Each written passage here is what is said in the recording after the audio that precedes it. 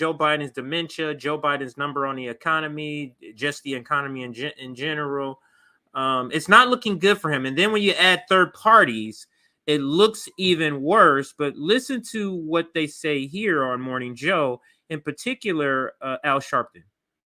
George W. Bush would have never been elected in 2000 without Ralph Nader. Donald Trump would have never been elected in 2016 without Jill Stein. I'm wondering in 2024, will we be looking back saying Donald Trump would have never been reelected and continued his assault on American democracy, except for the candidacy of, say, Cornel West? You notice how they say, except for the candidacy. We could have democracy except for the candidate, instead of we could have democracy if we got money out of politics.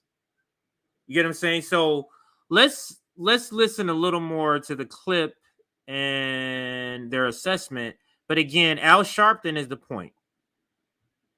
Or a no labels candidate. Now, let's, again, just be clear. I feel like I have to say this. You talk to anybody no labels, they will tell you they have one goal, and that's keeping Donald Trump out of the White House. So we'll see what happens there. But let's just talk about Cornel West. How devastating is it if Cornel takes 2, 3, 4% from Joe Biden in 2024? Well, Joe, I think if he takes that 2 to 3%, it's going to be from the constituencies that we just talked about. And I think that could absolutely make the difference. Donald Trump will be elected or not reelected, I think, based upon no labels and Green Party's Cornel West. I don't think.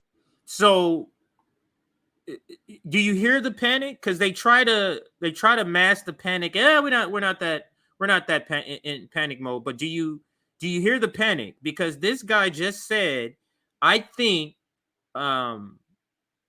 whether or not Donald Trump reaches the White House will be dependent not on the Democratic candidate, not on what the Democrats offer in the election, but whether or not a third-party candidate, whether it's no labels and or Cornel West from the Green Party, is in the race. That means you're afraid, because from their perspective, that means the election is out of the hands of your immediate rigging.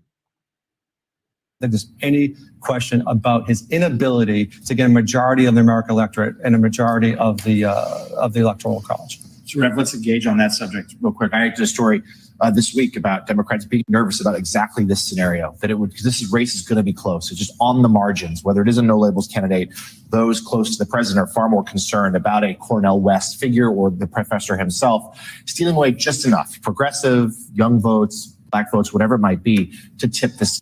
Progressives, young votes, and black votes, those are key constituents for the Democratic Party coalition. And if they lose a little bit of it, they lose. This is why even though the black community overwhelmingly support the Democrats by it's upwards of 85+%, 90% is what they need. So if they lose 2%, 3% of that, that's why it's panic mode for them. There's not like they're losing half of that. I wish. They're losing 5, 10, 15% in this panic mode because they can't afford to lose any, because to them, they own that person of color vote. But let's continue. Scales. Now, most Democratic, even big progressive names like Bernie Sanders and AOC have all said, no, we have to stay with the president. The stakes are too high. But we have seen Donald Trump made some inroads with black men in 2020. How do you combine all these things? How worried should the White House be? Again, message and messenger. The question is, and I know. So we got the resident clown coon, and that is Al Sharpton. He's here. He's here to co-sign, to confirm whatever the establishment wants to say, and he's the black voice to say, yes, here's the black stamp of approval. So he's here, and I say that because it's been some disgusting segments. One that pops out to me is the segment, I think it was about policing, and it was him and Eric Adams cooning on Morning Joe. You're here to back that up. But anyway, before I get off on a tangent, let's get back to this. Let's listen to what Al Sharpton says here in this context. and I have a lot of respect for Cornel West. I've not talked to him since the announcement, so I don't know what his strategy is. But I think the way you handle this is, do we, with Donald Trump looming, do we want to make a statement or do we want a government? And I think that you've got to talk to people just that clear.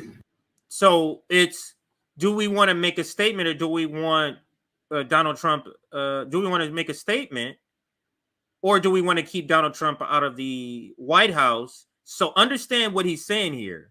He's basically saying, do we want to have this candidacy, Cornel West, to make a statement because we know you're not going to win when we have the risk of electing Donald Trump for a second term? That's what he's saying. Essentially the same thing that AOC and all of the establishment people's talking point is this point here. The problem they have is we've lived through both presidencies and people can say, there's not much difference. But if there is a difference, the Joe Biden presidency is much worse. We absolutely need to make statements, but do we do it at the expense of losing government? Do we begin to form a third party movement outside of the duopoly? And what are we willing to sacrifice? If you're building power outside of duopoly, you got to sacrifice whatever happens. So whatever consequences of that, that's what happens. So I'm not a person who has any more fear of Donald Trump winning than I have Joe Biden or any other Democrat that will run, or any other Republican for that matter. So let's continue. A government that we see is bent on erasing everything that was won for blacks, for women, for gays since the civil rights movement. And I think you take this head on.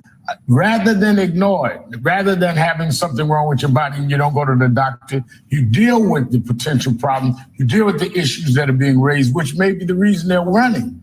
And you see where he's trying to get to?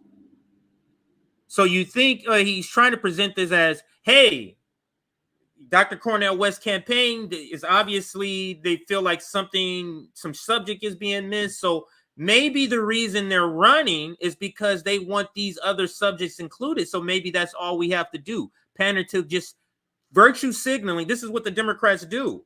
Remember the what was it called? The task force with AOC and Bernie Sanders. This is essentially something similar or to akin to that. Like it's to virtue signal to make those left radicals, those left liberals happy so that they stay under the umbrella of the Democratic Party and voting. So let's continue. If you deal with the issues, I think that you have people will make a real mature decision, but don't avoid the issues that's being raised. All right, Reverend Al Sharpton. They didn't necessarily like that answer. They didn't. You notice the response. They didn't necessarily like that answer from him, but that's as close as a seal or a stamp of approval that anybody on corporate media is going to give Cornel West, and they're not that happy with that answer that they got from him.